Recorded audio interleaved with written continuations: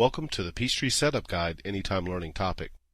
This topic provides an overview of the Sage Peachtree Setup Guide and how you can use it to enter your initial business records into the program. The Peachtree Setup Guide is a group of wizards that help you quickly get up and running in Sage Peachtree by streamlining the process of setting up your company records. The Setup Guide also helps you set up the default information settings that will be used with the majority of your records.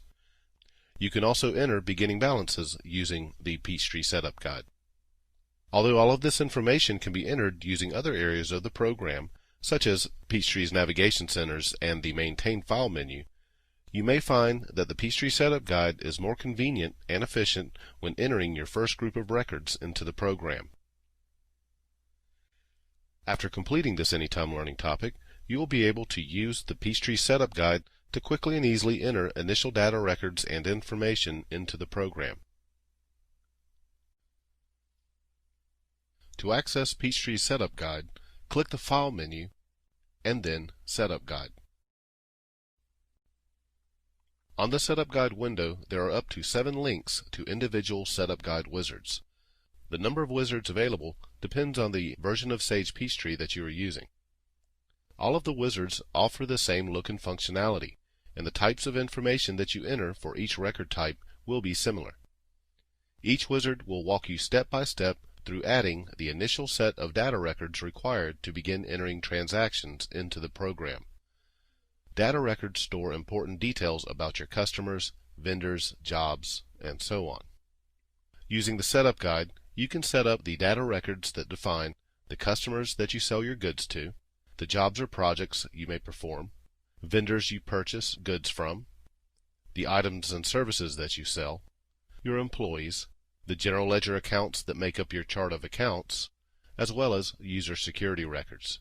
In addition to entering record details, you can also use the Setup Guide to define default settings that the majority of your records will use. For example, when you are walking through the Vendors and Purchases Setup Guide, you will be asked to enter the default payment terms offered by most of your vendors. You'll also have the opportunity to enter the beginning balances associated with the records that you are entering. Beginning balances include outstanding purchase and sales invoices, year-to-date employee earnings, and the current quantity and value of your inventory. It's always best that you enter as much of this information as possible during the Setup Guide process. However, if you run into a step that requires information that you do not have, you can simply exit the Setup Guide and run it again when you have acquired the information that you need. For this demonstration, we will walk through setting up customer records using the Customer Setup Wizard. After walking through this demonstration, you will then be able to walk through the rest of the wizards with relative ease. To begin, let's click the Customers link. The Customer Setup Wizard will display. At the top of the window, the wizard will list the major steps that you will proceed through to complete the current setup. As you walk through each step by clicking the Next button, the current step will highlight in orange. If you forget a step, you can always click the Back button to return to a previous step. The main window of each step provides an explanation of the current step as well as options to select from.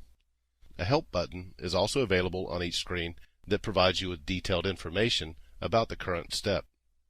In this example, the Customer Setup Wizard is currently asking us if we want to enter customer records at this point. Although it is recommended that you complete each wizard step in the order that they appear, you do have the option to skip a step by selecting No, I will do this later. We will leave it set to Yes and click Next.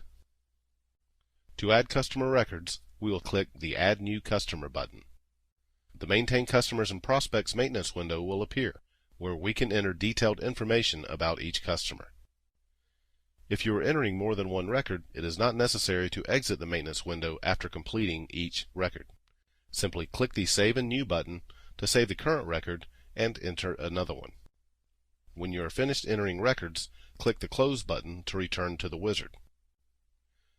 Back in the wizard, you will see that the records are now listed in the Records List table. Let's click the Next button to continue. With the exception of the Setup User Security Wizard, all of the wizards allow you to enter beginning balance information for the records that you are creating. In this demonstration, we can enter beginning balances to represent the outstanding customer invoices created prior to using Sage Peachtree. Let's select Yes and then click the Next button. On the Beginning Balances window, we will click the Enter Customer Beginning Balances button. The Customer Beginning Balances window will display. We can now select a customer record, click the Invoices For tab, and then enter the outstanding invoice information for the customer record.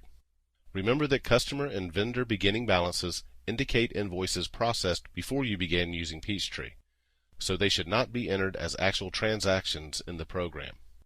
Beginning balances do not affect your general ledger balances, so your chart of accounts beginning balances should also include the amounts that the invoices represent. When finished, we can click the Save button and either select the Customer Balances tab to enter another customer's beginning balance, or we can click the Close button to return to the Customer Setup Wizard. Now that we have finished entering the beginning balances for our customer records, we can click the Next button. The wizard will now ask for information about the default settings for the current record type you are entering. For customer and vendor records, this information will include payment terms, credit limits, and aging information. Once we are finished entering the default information, we can click the OK button to return to the wizard. Let's click Next. As mentioned earlier, each setup wizard will ask for at least 3 pieces of information: record details, default information, and beginning balances if any. Additionally, you may be asked to define information and settings that are specific to the type of record that you are setting up. For example, we are setting up customer records. We now have the opportunity to enter sales tax rates that will be used when billing customers. If we leave the option set to Yes, I collect sales taxes from my customers, the setup guide will initialize the sales tax wizard with which we will define sales taxes for our customer records. However, in this demonstration, this company does not currently collect taxes from customers, so we will select No and click the Next button. The Statement and Invoice Default section of this wizard is another section that is specific to the Customer Setup Wizard.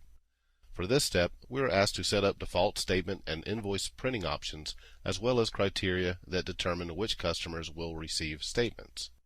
When we click the Change Statement and Invoice Defaults button, the Statement and Invoice Defaults window will appear. Let's click OK to return to the Customer Wizard, and click Next.